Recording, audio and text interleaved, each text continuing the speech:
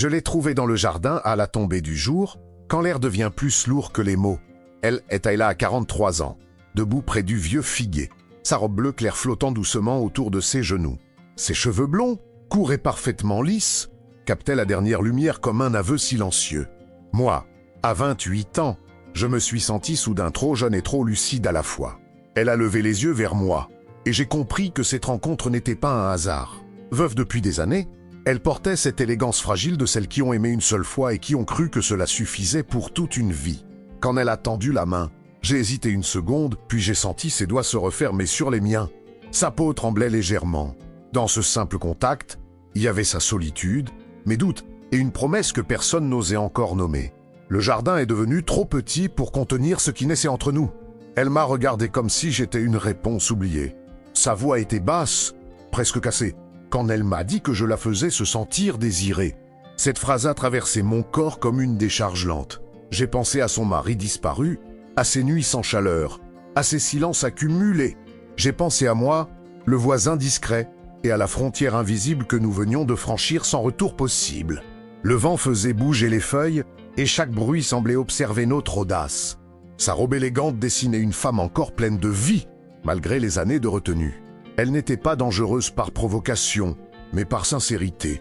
Je sentais en moi un mélange de respect et de désir. Une lutte intérieure entre ce que je devais faire et ce que je voulais déjà faire depuis trop longtemps. À cet instant précis, dans ce jardin ordinaire, tout a changé. Je savais que cette histoire ne serait ni simple ni sage. Elle serait faite de regards volés, de nuits sans sommeil et de choix impossibles. En serrant sa main, j'ai compris que je ne serais plus jamais seulement son voisin, et qu'elle ne serait plus jamais seulement cette femme seule derrière la clôture. Avant de commencer cette histoire, prends un instant pour t'arrêter et écouter. Ce que tu vas entendre n'est pas seulement une fiction, mais une traversée d'émotions, de silence et de désirs que beaucoup vivent sans jamais les dire. Si tu es ici, c'est que quelque chose en toi a reconnu cet appel discret des histoires d'amour vraies, celles qui parlent au cœur avant de parler aux mots. Sur cette chaîne, je raconte des rencontres inattendues, des regards qui changent une vie, des secondes chances que l'on n'osait plus s'attendre.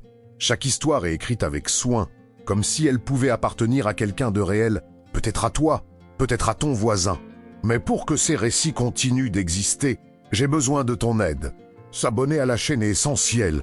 Ce geste simple me permet de continuer à raconter des histoires de cœur. Encore et encore. Si cette histoire te touche, pense à aimer la vidéo. Ce soutien est très important, car il aide cette histoire à atteindre d'autres personnes qui ont pas aussi besoin d'y croire. Chaque j'aime est une preuve que ces émotions comptent et qu'elles méritent d'être partagées. Je t'invite également à laisser un commentaire. Dis-moi d'où tu regardes cette histoire, de quelle ville ou de quel pays tu écoutes ces mots. Ton commentaire est précieux. Il m'aide à continuer. Il donne une voix à cette communauté silencieuse qui se rassemble autour des histoires d'amour. Maintenant, installe-toi confortablement et laisse cette histoire commencer. Elle parle de désir, de solitude et de liens inattendus. Et sans ton soutien, ces histoires ne pourraient pas continuer à être racontées. Je n'avais jamais vraiment prêté attention au silence de mon jardin avant ce soir-là. Il y avait toujours eu cette clôture basse, les mêmes arbres, la même terre sèche sous mes chaussures. Pourtant, en sortant pour prendre l'air après une journée trop longue, j'ai senti quelque chose de différent. Elle était là, ma voisine, à quelques mètres de moi, comme si le décor avait attendu des années pour nous placer enfin au même moment, au même endroit. À 43 ans, elle dégageait une beauté calme, sans effort. Ses cheveux blonds, courts et parfaitement lisses, encadraient son visage avec une élégance naturelle. Sa robe bleu clair, simple mais raffinesse, soulignait sa silhouette sans jamais chercher à provoquer. Moi, à 28 ans, je me suis senti soudain trop conscient de ma propre présence, de mon souffle, de la manière dont mes yeux refusaient de se détourner. Nous nous sommes salués comme d'habitude, avec cette politesse prudente des voisins qui se croisent sans vraiment se connaître. Mais son regard a duré une seconde de trop. Une seconde où j'ai perçu quelque chose de fragile, presque inquiet. J'avais entendu parler de son mari, disparu depuis longtemps. Une veuve discrète, respectée, enfermée dans une solitude que personne n'osait questionner. Elle m'a parlé du jardin, du figuier qui ne donnait plus autant de fruits. Sa voix était douce, légèrement voilée, comme si chaque mot devait franchir une barrière invisible. Je l'écoutais, mais je sentais surtout la distance se réduire entre nous, pas seulement en mètres, mais en intention. Le soir tombait lentement, enveloppant la scène d'une intimité involontaire. Quand elle a fait un pas vers moi, j'ai senti mon cœur accélérer. Ce n'était pas un geste calculé, plutôt une hésitation transformée en courage. Son parfum discret s'est mêlé à l'air frais. Elle a baissé les yeux un instant, comme si elle cherchait ses mots, ou peut-être sa permission intérieure. Elle m'a parlé de solitude, pas directement, mais à travers des phrases simples, presque banales. Les soirées trop longues, les repas silencieux, les nuits où le sommeil se fait attendre. Je comprenais plus que je ne l'aurais cru. À cet instant, je n'étais plus seulement le jeune voisin, j'étais quelqu'un qui écoutait vraiment. Sans prévenir, elle a tendu la main. Son geste était lent, respectueux, chargé d'une émotion contenue. Quand ses doigts ont touché les miens, un frisson m'a traversé. Sa main tremblait légèrement, et je me suis rendu compte du courage immense que ce simple contact représentait pour elle. Elle a levé les yeux vers moi, et dans ce regard, il y avait des années de retenue, de fidélité à un passé qui ne reviendrait pas. Elle a murmuré que je lui faisais se sentir désiré. Ces mots ont résonné en moi avec une force inattendue. Je n'avais rien fait, et pourtant tout venait de changer. Je savais que cette phrase n'était pas anodine. Elle ouvrait une porte que ni elle ni moi ne pourrions refermer facilement. J'ai serré sa main avec douceur, partagé entre le respect que je lui devais et le désir naissant que je ne pouvais plus ignorer. Le jardin semblait retenir son souffle. Quand elle a retiré sa main, le vide a été immédiat. Elle m'a souri, un sourire fragile mais sincère, avant de s'éloigner lentement vers sa maison. Je suis resté là, immobile, conscient que cette rencontre n'était que le début de quelque chose de bien plus complexe. La nuit qui a suivi notre rencontre dans le jardin a été longue. Je me suis retourné dans mon lit, incapable de chasser son image de mon esprit. Sa robe bleu clair, ses cheveux blonds courts, l'expression fragile de son regard revenait sans cesse. À chaque fois que je fermais les yeux, je sentais encore la chaleur de sa main contre la mienne. Ce n'était pas un souvenir brûlant, mais quelque chose de plus troublant encore, une douceur persistante, presque dangereuse. Le lendemain matin, je me suis réveillé plus tôt que d'habitude. J'avais l'impression qu'un fil invisible me tirait vers la fenêtre donnant sur le jardin. Dehors, tout semblait ordinaire. Le figuier, la clôture, la lumière pâle du matin. Et pourtant, je savais que cet espace avait changé. Il n'était plus neutre. Il était devenu le théâtre silencieux d'une promesse que personne n'avait formulée à voix haute. Je l'ai aperçue un peu plus tard, occupée à arroser ses plantes. À 43 ans, elle avait cette élégance naturelle qui ne demandait aucun effort. Elle portait une tenue simple ce matin-là, mais sa posture, sa manière de se mouvoir, trahissait une attention nouvelle à elle-même. Quand elle a relevé la tête et qu'elle m'a vu, son sourire a été hésitant, presque timide, comme celui d'une femme qui n'est plus habituée à être regardée. Nous avons échangé quelques mots banals.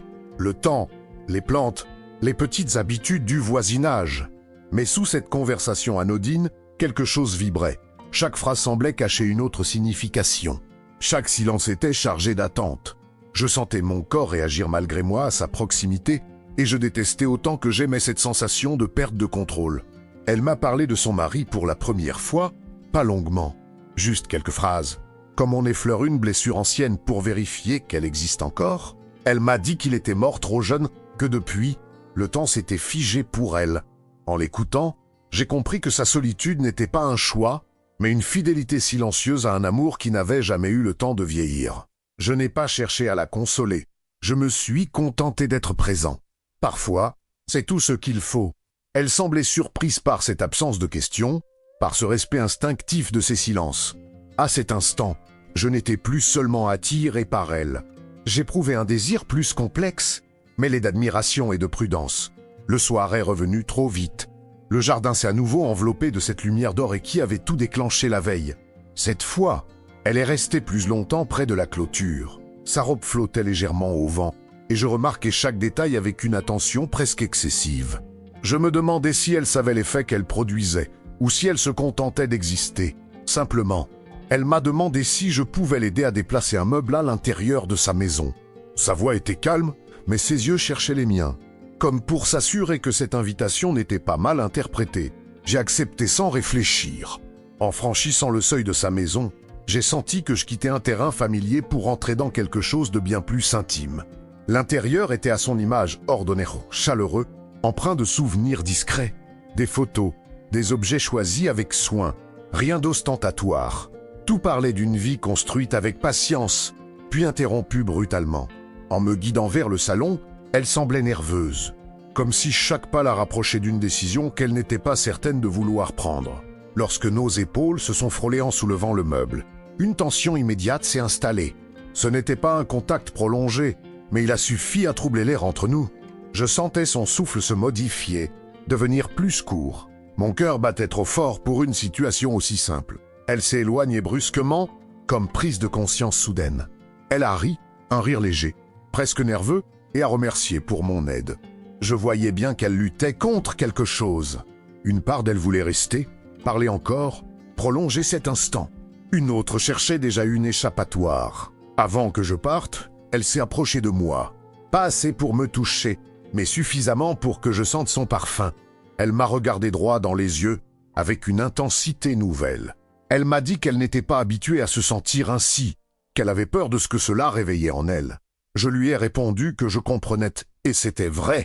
Moi aussi, j'avais peur. Peur de la blesser, peur de me perdre, peur de franchir une limite invisible. Mais au fond de moi, une autre voix murmurait que certaines limites existent pour être traversées. Je suis rentré chez moi avec cette conversation gravée dans la peau. Je savais désormais que ce qui se jouait entre nous n'était plus un simple jeu de regard. C'était une tension partagée, consciente, qui demandait tôt ou tard une réponse. Et tandis que la nuit tombait à nouveau sur le quartier, je me suis surpris à attendre un signe, un geste, une parole de sa part, car je sentais que la prochaine fois que nous nous retrouverions, rien ne pourrait empêcher ce qui cherchait déjà à naître entre nous. Les jours suivants se sont étirés avec une lenteur étrange, comme si le temps Loémie hésitait à avancer. Chaque matin, je guettais un signe d'elle depuis ma fenêtre, un mouvement dans le jardin, une silhouette derrière les rideaux. Cette attente silencieuse avait quelque chose d'addictif. Je continuais ma vie, mon travail, mes habitudes, mais tout semblait désormais tourner autour de la possibilité de la croiser. Quand je l'ai enfin revue, c'était en fin d'après-midi. Elle était assise sur la terrasse, un livre ouvert sur ses genoux, sans vraiment lire. Ses cheveux blonds, courts et lisses, captaient la lumière comme une promesse discrète. Sa robe, toujours dans ses tons doux qu'elle affectionnait, épousait ses gestes calmes. Je me suis demandé depuis combien de temps elle était là, et si elle m'attendait aussi. Je me suis approché sans faire de bruit. Elle a levé les yeux et m'a souri, un sourire plus assuré que les précédents. Il y avait moins de retenue, mais toujours cette fragilité qui la rendait si humaine. Elle m'a demandé comment j'allais, et cette simple question a résonné plus fort qu'elle ne l'aurait cru. Je me suis assis à une distance respectueuse, conscient de chaque centimètre qui nous séparait. Nous avons parlé longtemps, de choses simples, puis de choses plus profondes. Elle m'a confié que les soirs étaient les moments les plus difficiles, quand la maison devenait trop grande pour une seule personne. Sa voix restait posée, mais ses mains trahissaient une légère nervosité.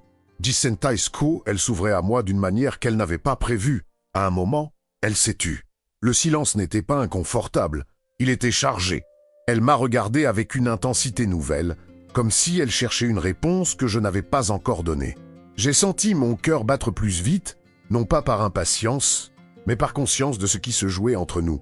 Elle s'est levée pour aller chercher quelque chose à boire. En la regardant se déplacer dans cet espace qui lui appartenait tant, j'ai ressenti une attirance mêlée de respect. Ce n'était pas seulement son corps qui m'attirait, mais cette force tranquille qu'elle dégageait malgré ses blessures. Quand elle est revenue, nos doigts se sont frôlés en échangeant les verres, et ce contact bref a suffi à électriser l'air. Elle n'a pas retiré sa main immédiatement. Ce n'était pas un geste calculé, mais une hésitation pleine de sens. J'ai senti sa respiration changer, devenir plus profonde. J'aurais pu reculer, faire comme si rien ne s'était passé, mais je suis resté là, présent, attentif, laissant ce moment exister sans le forcer. Elle a murmuré qu'elle avait peur, pas de moi, mais de ce qu'elle ressentait. Elle m'a avoué qu'elle n'avait laissé personne s'approcher depuis la mort de son mari.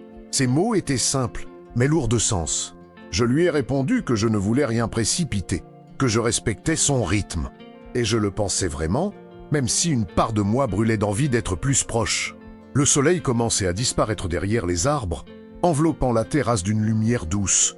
Elle s'est rapprochée légèrement, assez pour que je sente la chaleur de son corps. Nos regards se sont accrochés, et pendant quelques secondes, tout le reste a cessé d'exister. Il n'y avait ni passé ni futur, seulement cet instant suspendu. Elle a posé sa main sur mon bras. Ce contact était léger, presque innocent, mais il portait en lui une charge émotionnelle immense. Je pouvais sentir son hésitation, son courage, son désir mêlé de crainte. J'ai couvert sa main de la mienne. Sans la presser, simplement pour lui montrer que j'étais là, elle a fermé les yeux un instant, comme pour reprendre son souffle. Quand elle les a rouverts, son regard était différent, plus décidé. Elle m'a dit que cette proximité lui faisait du bien, qu'elle se sentait vivante d'une manière qu'elle avait oubliée.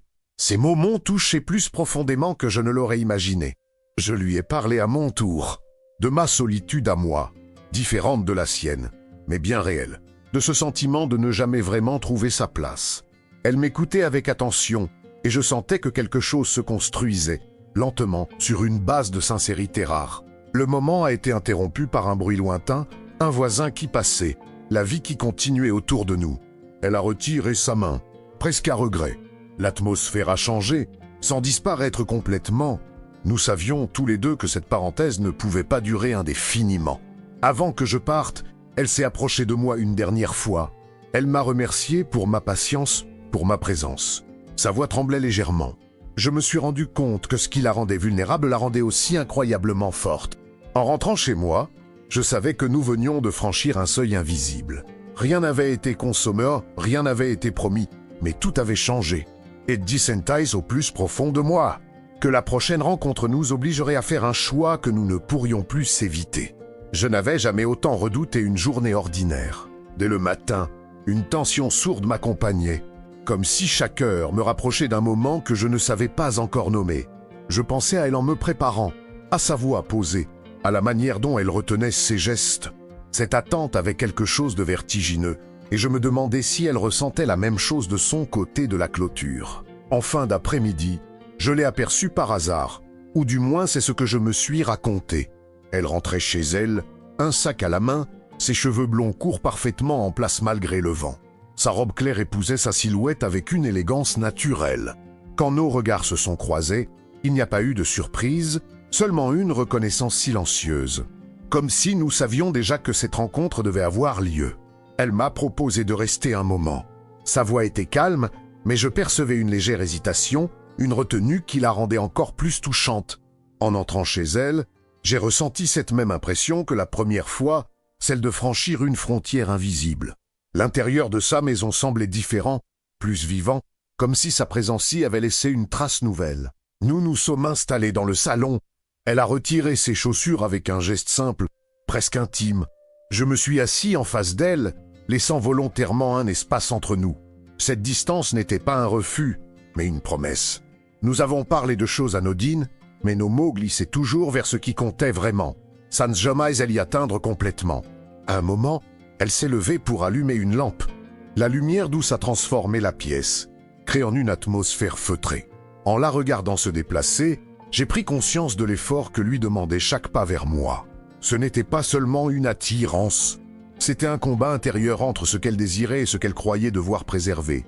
Elle m'a parlé de la peur de trahir un passé qui comptait encore. Elle m'a dit qu'elle se sentait coupable à l'idée de ressentir à nouveau quelque chose.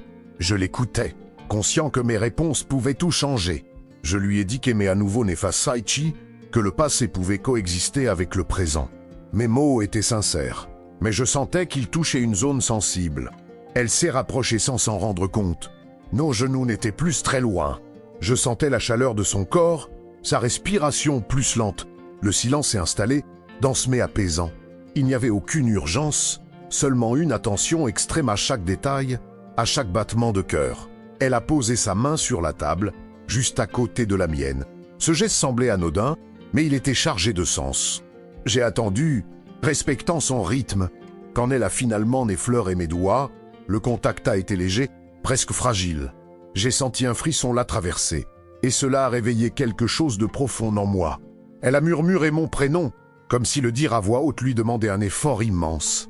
Son regard cherchait le mien, en quête d'une assurance que je pouvais lui offrir. Je lui ai répondu avec douceur, lui rappelant qu'elle n'était obligée de rien. Cette liberté apparent rendait le moment encore plus intense. Elle s'est levée brusquement, comme si l'émotion devenait trop forte. Elle a fait quelques pas, puis s'est arrêtée près de la fenêtre.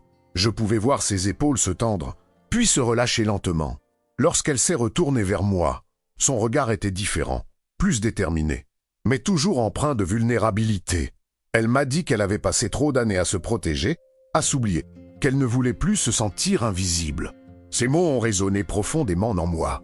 Je me suis levé à mon tour, réduisant l'espace entre nous sans la toucher.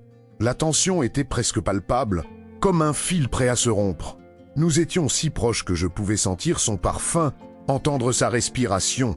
Pourtant, aucun de nous n'a fait le geste décisif.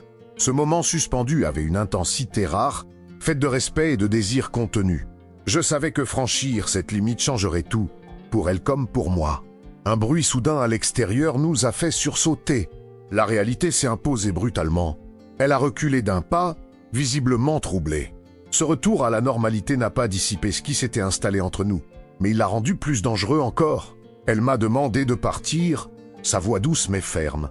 Ce n'était pas un rejet, plutôt une tentative de reprendre le contrôle. Je l'ai compris et respecté. Avant que je franchisse la porte, elle m'a regardé longuement, comme si elle voulait graver ce moment dans sa mémoire. En sortant de chez elle, j'ai su que l'équilibre fragile que nous maintenions touchait à sa fin. La prochaine fois que nous nous retrouverions, il ne serait plus possible de rester à cette distance prudente. Quelque chose devait céder, et je sentais que ce moment approchait inexorablement.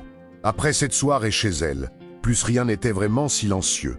Même l'absence prenait une forme différente. Les heures passaient, mais son image restait présente, ancrée dans chacun de mes gestes. Je repensais à son regard près de la fenêtre, à cette décision retenue au dernier instant. Elle m'avait demandé de partir, mais ce départ n'avait rien d'une fin. C'était une pause lourde de sens. Les jours suivants, nous nous sommes évités sans vraiment le décider. Nos horaires semblaient soudain décalés, comme si nous craignions de nous croiser sans être prêts à affronter ce qui brûlait sous la surface. Pourtant, chaque bruit dans le jardin attirait mon attention. J'écoutais, espérant et redoutant à la fois le moment où je reconnaîtrais ses pas. Quand je l'ai enfin revue, c'était un matin calme, presque banal. Elle était dans le jardin, penchée sur ses plantes, vêtue d'une robe claire qui rappelait celle de notre première rencontre. Ses cheveux blonds courts encadraient son visage avec cette élégance fragile qui me troublait tant. Elle s'est redressée lentement en me voyant, comme si elle se préparait intérieurement à cet instant. Nous avons échangé un regard long, silencieux. Aucun mot n'était nécessaire. Il y avait dans ses yeux une fatigue douce, mêlée à une détermination nouvelle. Je me suis approché sans hâte, respectant l'espace qu'elle semblait encore vouloir préserver. Lorsqu'elle a parlé, sa voix était calme, mais chargée d'une émotion qu'elle ne cherchait plus à cacher. Elle m'a dit qu'elle avait beaucoup réfléchi, à la solitude y au temps perdu à se protéger, à ce qu'elle ressentait lorsqu'elle était près de moi. Elle n'accusait personne, pas même elle-même. Elle constatait simplement une vérité qu'elle ne pouvait plus ignorer. En l'écoutant, j'ai senti une responsabilité nouvelle peser sur moi. Je lui ai répondu avec honnêteté. Je lui ai dit que je ne voulais pas être une fuite ni un oubli, mais une présence sincère. Que ce qui m'attirait chez elle dépassait largement le désir. Elle a baissé les yeux un instant, comme si mes mots la touchaient plus profondément qu'elle ne l'aurait voulu. Un léger vent a fait bouger les feuilles autour de nous. Ce décor familier semblait observer notre échange, témoin discret d'un moment décisif. Elle s'est approchée d'un pas, réduisant cette distance qui nous avait tant protégés jusqu'ici. Je sentais mon cœur battre plus fort, non par impatience, mais par conscience de l'importance de cet instant. Elle a levé la main, hésité, puis l'a posée sur mon bras. Ce geste était simple, m'a chargé d'une confiance nouvelle. Je n'ai pas bougé, lui laissant le contrôle de ce rapprochement. Sa main était chaude, ferme malgré le léger tremblement que je percevais encore. Elle m'a regardé droit dans les yeux et m'a dit qu'elle voulait se sentir vivante. Sans renier ce qu'elle avait été, ces mots ont résonné en moi avec une intensité rare. Je me suis approché à mon tour en ces qu'elle elle sente ma présence, sans jamais la presser. Nos respirations se sont accordées naturellement. Le temps semblait s'étirer autour de nous. Je pouvais sentir son hésitation se transformer peu à peu en confiance. Ce n'était pas un moment de précipitation, mais une reconnaissance mutuelle de ce qui existait déjà entre nous. Elle a posé son front contre mon épaule, un geste d'abandon discret mais profondément émouvant. Je suis resté immobile, conscient du privilège que cela représentait. Sa proximité éveillait en moi un désir calme, respectueux, loin de toute urgence. Nous sommes restés ainsi quelques instants, sans parler. Le jardin, les bruits lointains du quartier, tout semblait secondaire. Ce silence partagé avait une valeur immense. Il marquait un tournant, une acceptation tacite de ce qui se construisait entre nous. Finalement, elle s'est reculée légèrement. Son regard était plus clair, presque apaisé. Elle m'a souri, un sourire différent des précédents, débarrassé d'une partie de sa peur. Elle m'a dit qu'elle n'était pas encore prête à aller plus loin, mais qu'elle ne voulait plus reculer non plus. J'ai acquiescé. Je comprenais que ce chemin devait se faire à son rythme. Pourtant, je sentais que cette décision nous liait désormais d'une manière nouvelle. Ce n'était plus une simple tension non résolue, c'était un choix conscient, partagé.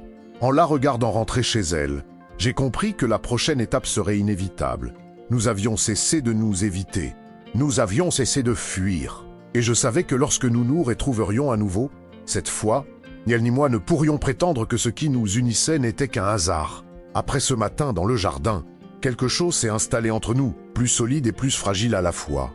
Ce n'était plus une attente confuse, mais une conscience partagée.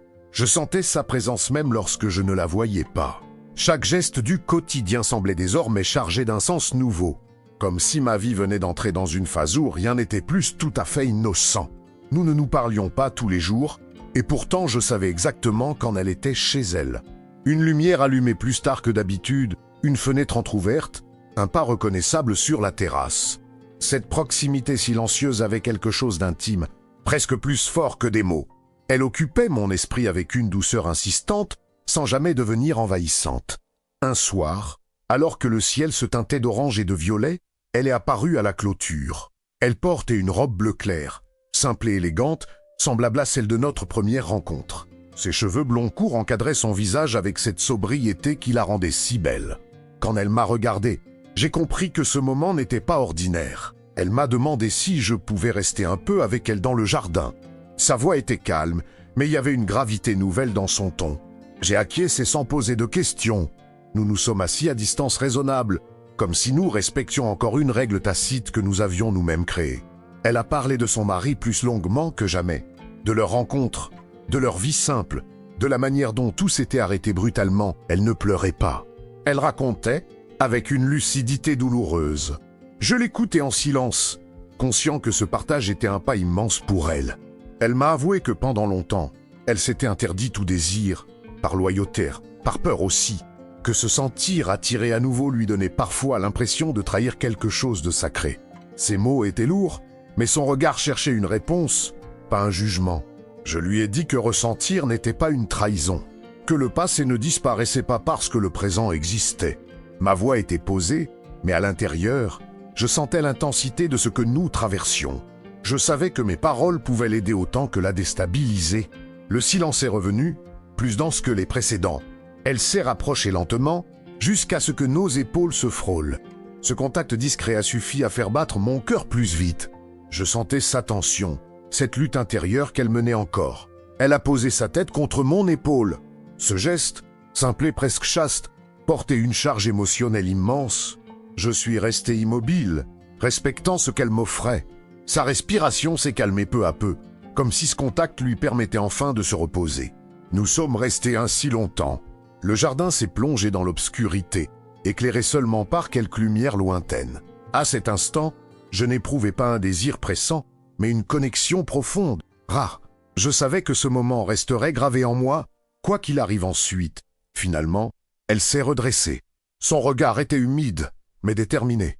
Elle m'a dit qu'elle sentait que quelque chose de fort était en train de naître, et que cela lui faisait peur autant que du bien. Elle ne cherchait pas une réponse immédiate, seulement une présence sincère. Je lui ai répondu que je ne voulais pas la précipiter, mais que je ne pouvais plus nier ce que je ressentais, que je ne la voyais pas comme une parenthèse, ni comme un risque à éviter, mais comme une rencontre qui comptait vraiment. Ces mots semblaient la toucher profondément. Elle s'est levée lentement, comme si ses jambes hésitaient encore à la porter. Avant de rentrer chez elle, elle s'est tournée vers moi et m'a souri, un sourire calme, presque apaisé. Elle m'a dit que la prochaine fois, elle serait prête à aller un peu plus loin, sans savoir encore comment. Je suis resté seul dans le jardin après son départ. L'air nocturne était frais, chargé de promesses. Je savais que cette attente serait différente des précédentes. Elle n'était plus faite de doutes, mais d'une certitude fragile, quelque chose allait se produire. Et cela changerait tout. En rentrant chez moi, j'ai compris que notre histoire venait d'atteindre un point de bascule. Ce que nous avions retenu jusqu'ici cherchait désormais à s'exprimer. Et je sentais que la prochaine étape nous obligerait à affronter nos peurs les plus profondes. Car ce qui venait après ne pourrait plus être ignoré. Je repense souvent à ce jardin, à cette clôture qui séparait deux vies avant de devenir un simple détail. Rien n'a commencé de manière spectaculaire, et pourtant tout a changé en silence.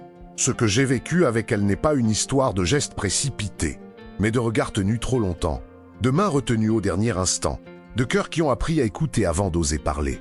À 28 ans, je croyais savoir ce qu'était le désir. À ses côtés, j'ai compris qu'il pouvait aussi être patient, respectueux et profondément humain. Elle m'a appris que l'amour ne disparaît pas avec la perte, qu'il se transforme, qu'il attend parfois des années avant de se réveiller.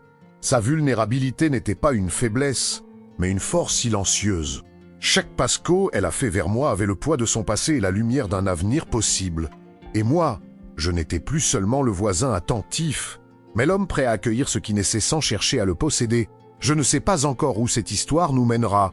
Je sais seulement qu'elle a déjà laissé une trace indélébile en moi. Certaines rencontres ne promettent rien, mais elles changent tout. Et parfois, c'est exactement ce dont un cœur a besoin pour recommencer à battre autrement.